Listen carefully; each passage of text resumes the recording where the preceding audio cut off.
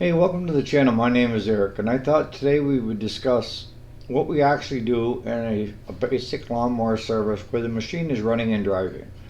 I did a quickie yesterday. I missed a lot of points that I should have covered, but I was in a hurry. So I thought today we would do a long form version to see exactly what we do and how we do it and why we do it. And stay tuned.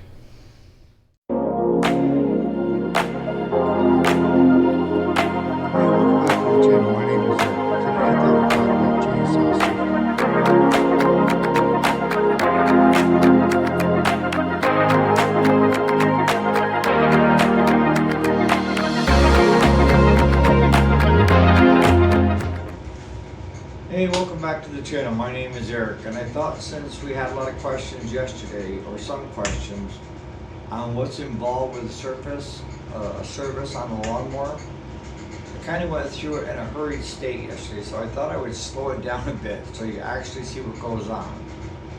And I'll see if I can't answer some of your questions along the way. So, where do we start? Well, the first thing, of course, is getting it here. We had to go pick these up. So we get a pick up and drop off fees, so there's a way to make extra money. Not big money, but a few extra dollars for the shop. And they both came in to have a service done.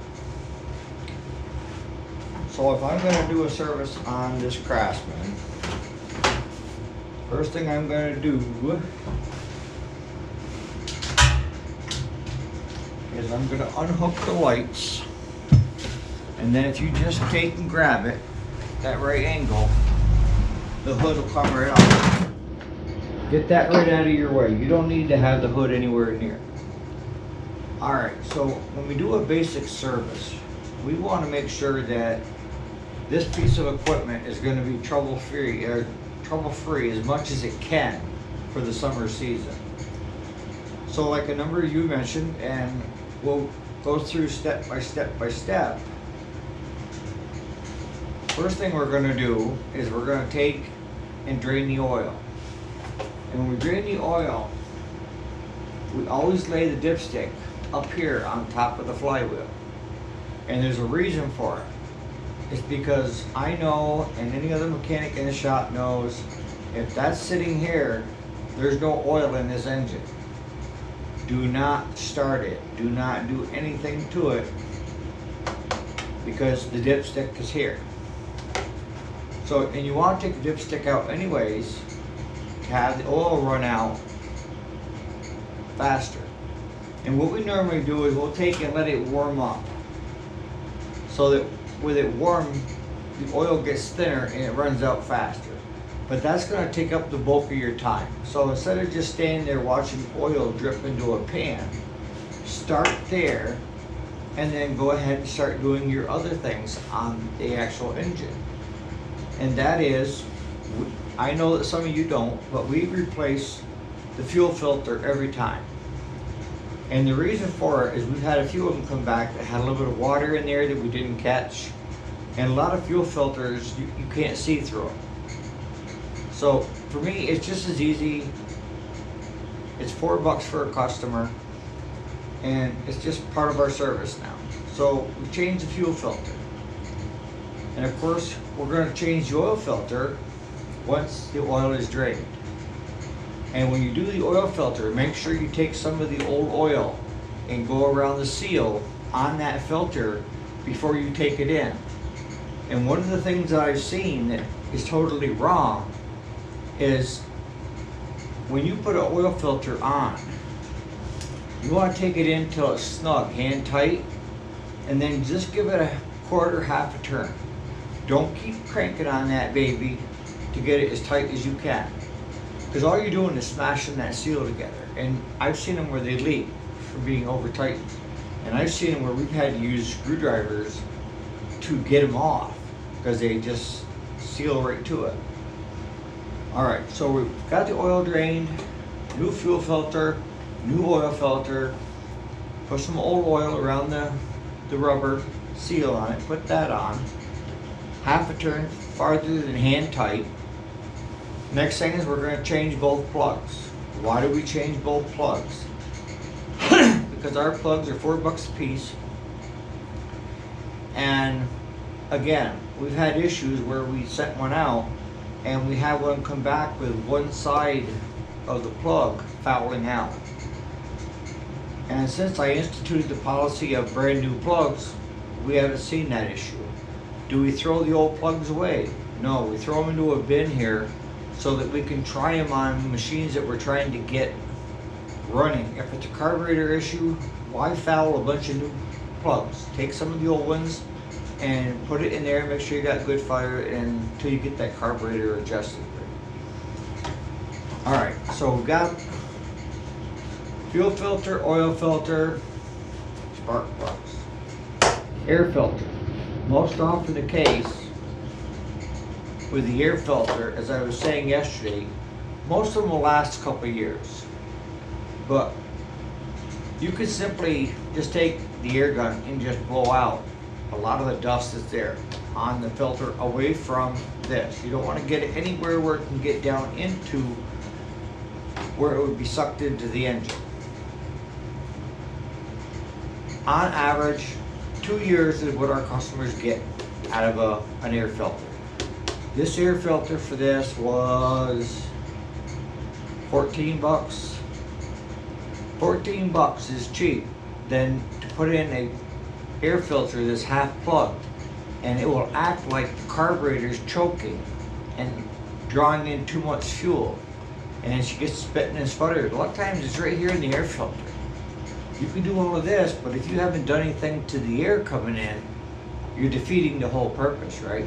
And today we're talking about a running and driving machine coming in for a service. We can get into another video of trying to find issues that's going on within a machine if it's a no start or no run.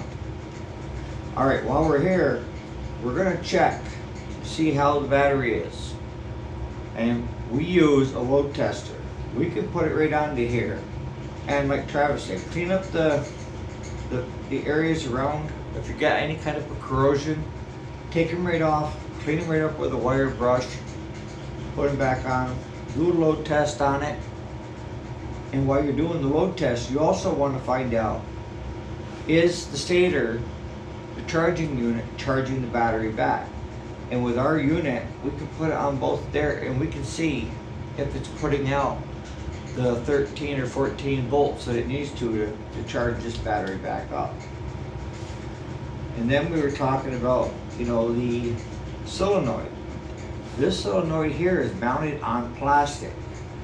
And with it mounted on plastic, it needs to be a 4-post with its own ground. Now, if that was mounted to the frame somewhere, you would only need a 3-post because it could ground itself through to the frame. So just be aware, if you see 4 wires, 2 big ones on the 2 big posts and 2 little ones, it means it's not grounding through the frame, but it's grounding through a ground wire. And check this for corrosion as well. And see, you know, clean them up. Keep looking good. All right, so we've got that done. Now, when it comes to decks,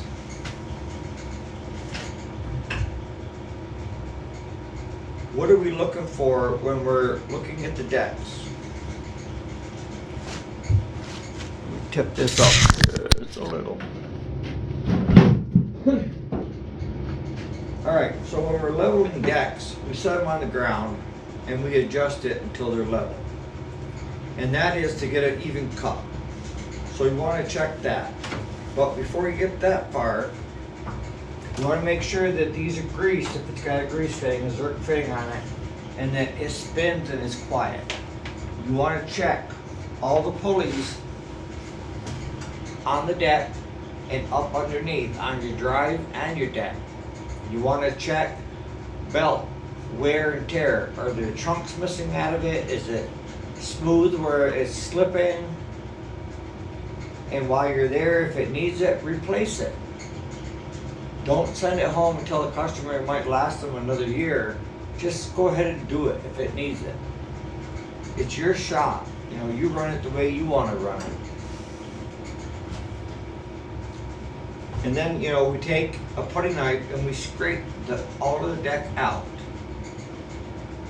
Now, one of you guys had mentioned about mower decks, about the mower blades and sharpening them. We do not sharpen the blades on the mower.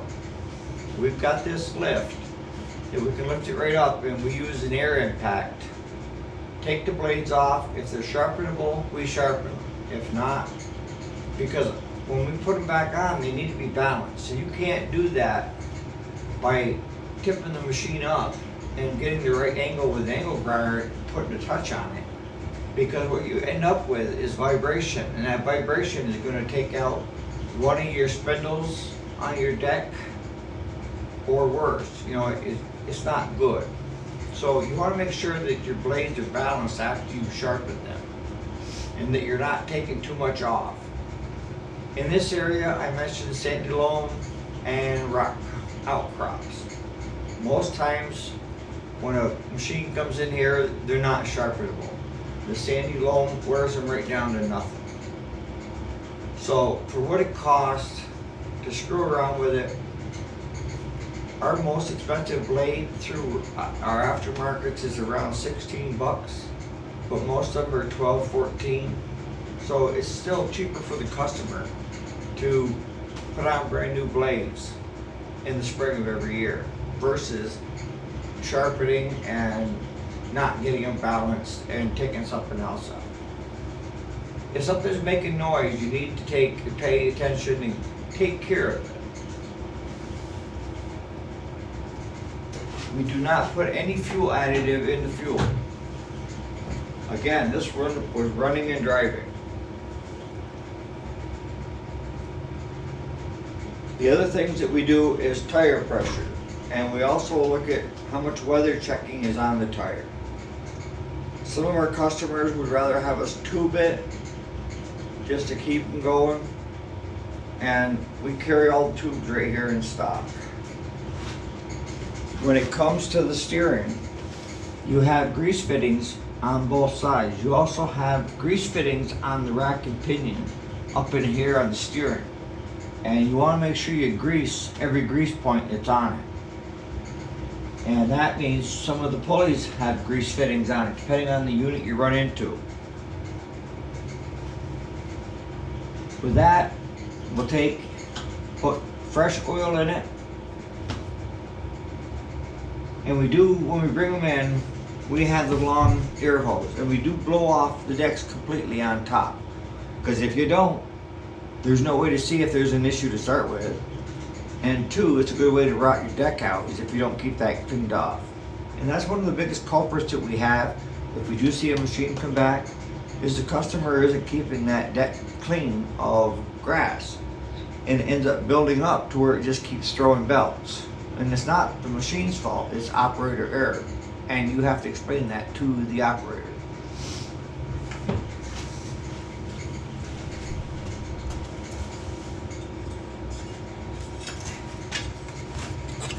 And I just wanted to show you guys up close. This is what that poo line came in. Do you think you could sharpen these blades? I mean, you talk about rough. I mean, it's got cracks way up into here, and it's missing chunks out of it. And look how small that end is. That's from sandy loam soil.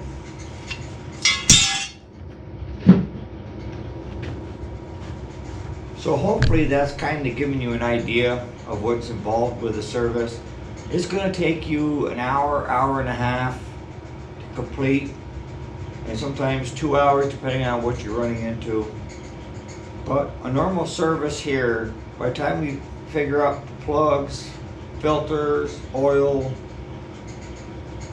our time, it ends up running right around $170 to $200 per mower. And that's what these are with brand new blades on. This one here was a little over 200 because it had a 3-set blade instead of a 2-set like the other one.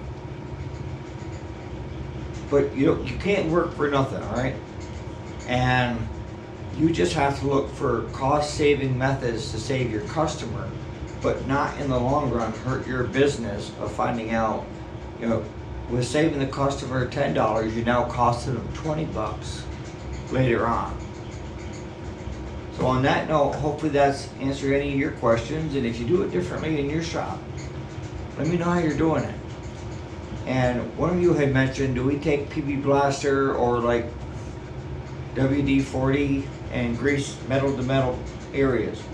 PB Blaster reserve only for trying to loosen stuff up, you know, if you want to take it apart.